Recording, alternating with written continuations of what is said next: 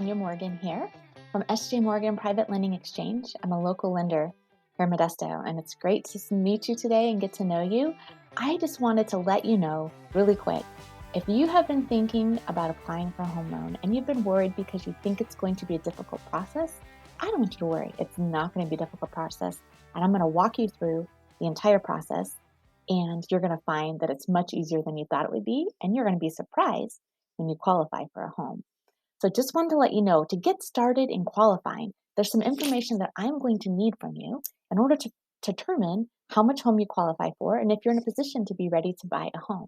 And if you're not in a position to be ready to buy a home yet, don't worry about it. We will work to get you in that position so that you can buy a home soon.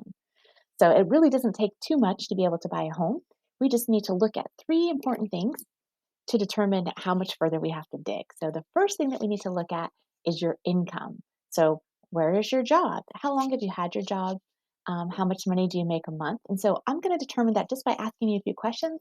And then also I'm going to collect from you 30 days worth of pay stub information. So if you get paid once a month, I am going to just collect one pay stub from you. If you get paid every 2 weeks, then I'm going to need two pay stubs. If you get paid every week, I'll need four. You kind of see how that goes. It's super easy.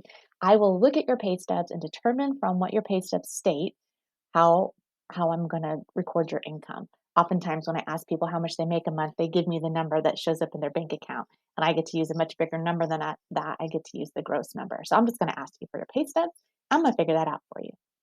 The second thing that we need to know for when you're going to buy a home is how much money do you currently have in your bank accounts or as a gift from a relative in order to purchase this home. So we are going to ask for 2 months of your most recent bank statements.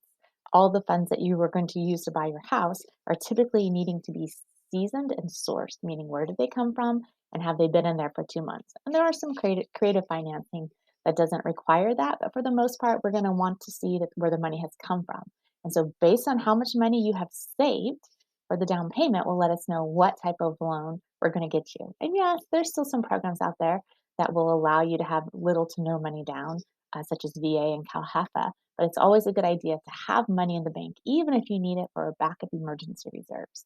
And then the third thing, three's kind of hard for me.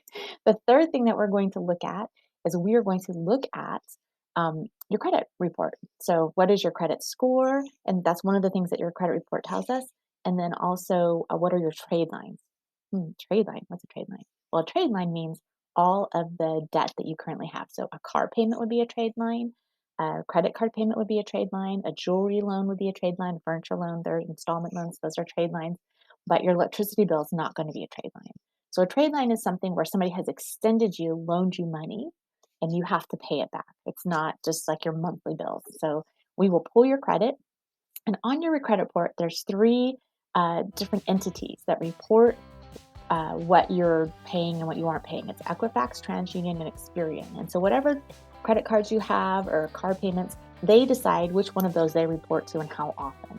So we just pull like a picture snapshot. It tells the lender that we're going to broker the loan through, how good you are at paying the loans that you've promised to pay. And it also tells us how much money you owe people every month so that we can wrap that in to figure out how much you qualify for. So those are just kind of the three basic first steps that we're going to ask you. So we are going to ask you a lot of personal questions like what's your birthday, what's your social security number, like things like that. We're going to fill out an application and start that process, but it's not too difficult. And as long as you have your records where you can manage them easily, it should be a pretty easy process. And we're really good these days at doing things digital. So a lot of times you can log into your digital bank account and download a PDF of your bank statement and just send that over through secure email. So it's not really going to be that difficult, and we're really looking forward to working with you to determine whether or not you are ready right now to buy a house and or when you will be ready. And even if we pull your credit and there's some things on there that don't look very positive in order for you to buy a home now, we'll work with you to get that cleaned up. We know that credit is just kind of a game that we play, and we know how to play it well. So we will help you with that, and we will work really hard to get you in a position to where you can have the dream of home ownership. Thanks so much for listening today. I look forward to working with you. I can't wait to help you. Have a blessed day.